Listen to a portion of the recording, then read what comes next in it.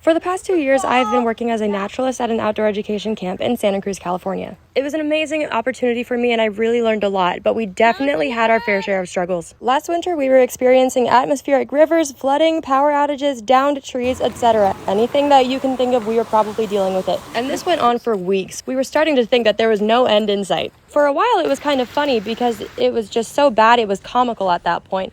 But there were only so many times that I could put on a brave face and power through for the kids before it really started to take an emotional toll on my own well-being. To add even more fuel to the fire, I was 10,000 miles away from home and really trying to figure out how to teach because I had never had any experience in it before. All of this was extremely out of my comfort zone. Ultimately, I had to have an intentional perspective shift where I reminded myself that the reason I was there was to connect the next generation with nature and give them the most memorable and impactful week of their lives. Once I did that, it felt like my attitude towards our situation completely flipped. First, I really leaned on the support and friendship of my peers, and it really became a time of deep bonding for our team because we tried to face our struggles together instead of by ourselves.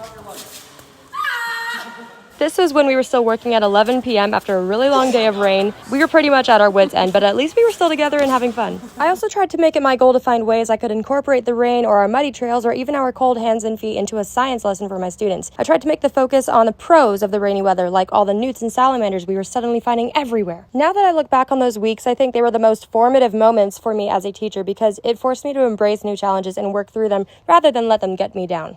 This last video I'll show you is a TikTok I made after one of our worst teaching weeks because of the weather we were experiencing, but I think it perfectly captures this perspective that I discovered.